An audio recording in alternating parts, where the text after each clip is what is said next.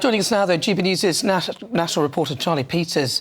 I think he has some breaking news. Charlie Peters. Yes, Nana, we've got a fresh statement now from US President Donald Trump posting on his Truth social media platform saying, "I have just been informed that we have destroyed and sunk 9 Iranian naval ships, some of them relatively large and important. We are going after the rest. They will soon be floating at the bottom of the sea. Also," he says, "in a different attack, we largely destroyed their naval headquarters. Other than that, their navy is doing very well," signs off with his title and name. Now, that naval headquarters will be at the city of Bandar Abbas. Very significant because it is at a point very crucial for the Gulf of Oman, moving into the Persian Gulf, right on the corner of where the UAE meets the Gulf. So a highly strategic location for anyone conducting maritime or airborne operations in that area. So if that has been largely destroyed, as he's claimed, then that would mean pour a lot of doubt on other claims that the Iranians have made this afternoon, particularly that they've been sinking some some oil tankers, and also that they earlier claimed that they had hit the USS Abraham Lincoln, that carrier strike group, the US aircraft carrier, off the coast. So we should very much doubt those claims at this stage, I should say. But yes, that's the latest statement from the US president. It comes, Nana, as we've heard from the IDF, that they have dropped over 2,000 bombs by their fighter jets in over 30 hours, that they've achieved air supremacy, and those are the calm skies of Tel Aviv for now, and that just also that they have carried out 700 separate sorties, that well over 100 fighter jets being involved in that operation. It comes also, Nana, as we heard in the last couple of hours, that the IDF is now preparing to stand up some 100,000 reservists for the continuation of this operation, dubbed Roaring Lion in Israel, its ongoing operation against Iran. They've also expanded their home command defensive postures.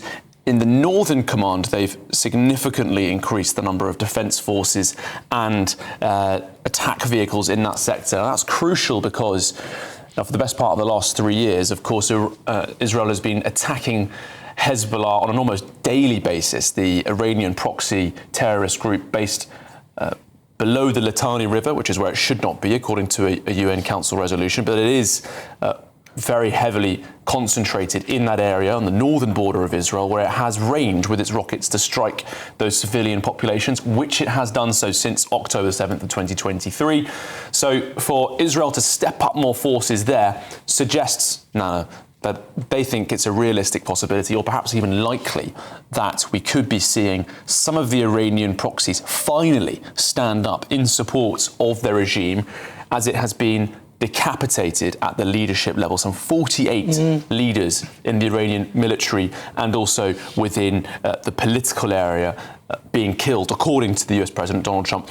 One more bit of insight to bring you, Nana, on this. Now, the Iranian foreign minister has been appearing on Al Jazeera this afternoon, and he's essentially saying that the Iranian attacks in Oman, one of several Arab nations that have been struck by Iranian drones and missiles, were not at the command of the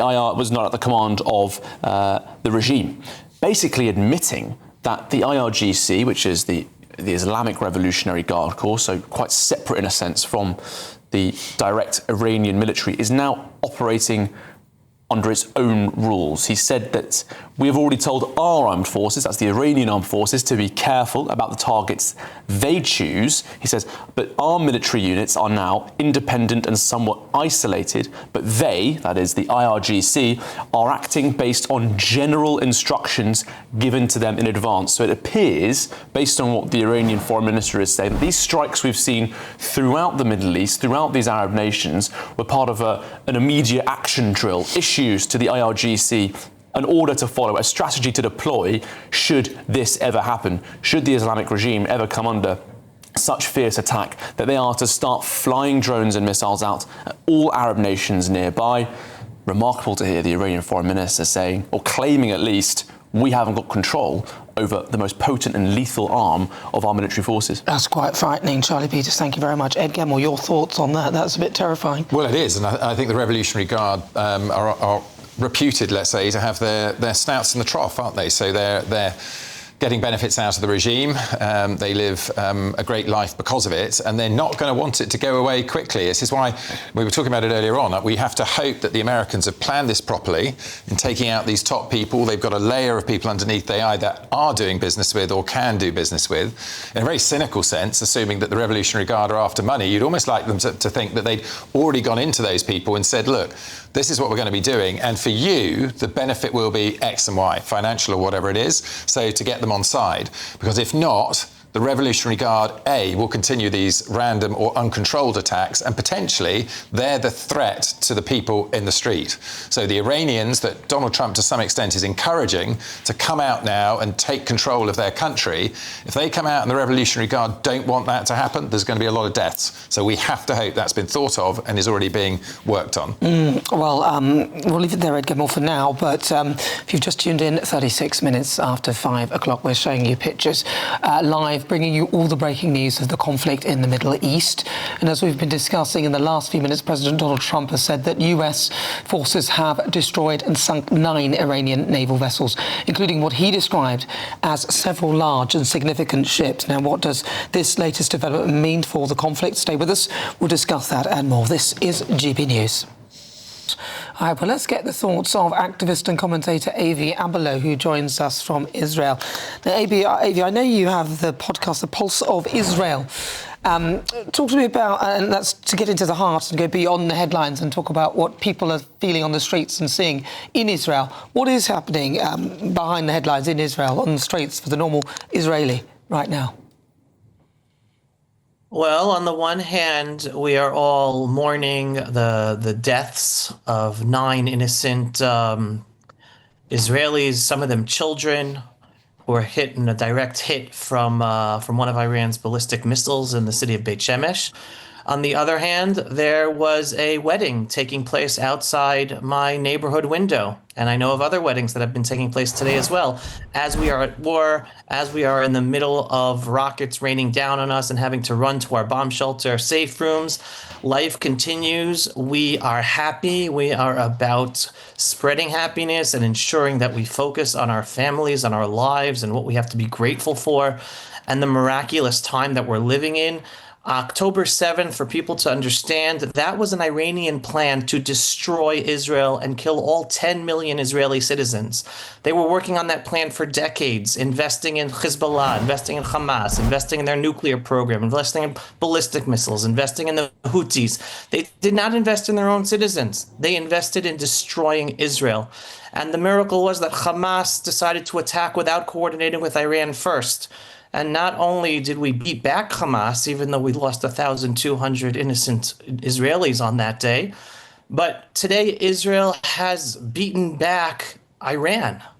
We have made all their proxies much weaker. Now we're attacking them. We just destroyed and got rid of the leadership, including the supreme Islamic leader of Iran, Ali Khamenei. We are in a totally different situation. Instead of being destroyed at October 7th, we are now a regional power, freeing the Iranian people, making the Middle East a much safer place for the Sunni Muslims and all the others who were persecuted by the Shia Islamic regime of Iran. And it is miraculous times as we in Israel and Jewish people are about to celebrate our Jewish holiday of Purim, which is actually a story of when the Persian Empire tried to annihilate the Jews thousands of years ago. And we too miraculously came back to survive and beat back those Persians who tried to kill us then. So it is we're living miraculous times. Today is our modern Purim story. And with all the sadness, we hold on to the gratitude of who we are as a people back here in our ancestral homeland, doing so much good for humanity and being the front line of the whole freedom-loving world against this both Shia and Sunni jihad that's really out to take over the whole freedom-loving world.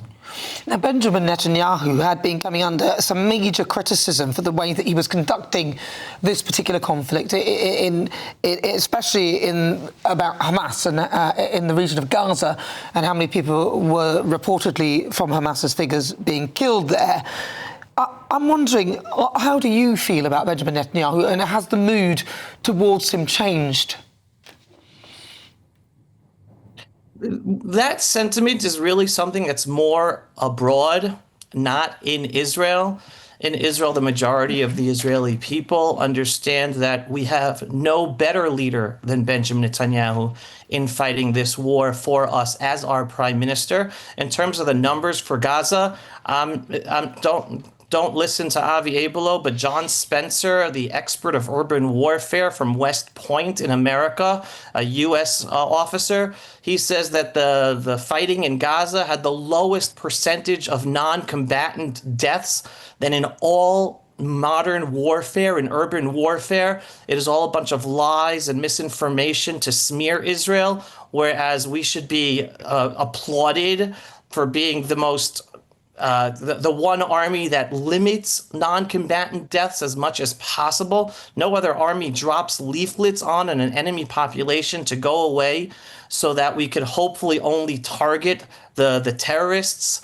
No other army drops a fake bomb on a rooftop in order for people to evacuate, in order for them to drop the real bomb in order to get the terrorists. There is no other army out there in the world that tries its best to preserve non-combatant lives, even as these non-combatants in Gaza are used as human shields by Hamas itself. They use their own mothers, their own grandmothers, their own children in order to try to protect them from being killed. This was a horrendous battlefield where the civilian population was used as human shields. It's unbelievable what Israel has been able to accomplish in winning this war, even though they have been using their civilian population as human shields, making it so hard for us to try and defeat them without impacting non-combatants. And the feeling in Israel, again, instead of being destroyed on October 7th, Israel today is in the strongest geopolitical situation the Jewish nation has ever been in since biblical times. And this is when October 7th was supposed to destroy Israel and kill all 10 million Israeli citizens, Jews and non-Jews alike, which was planned by the Islamic regime of Iran for decades.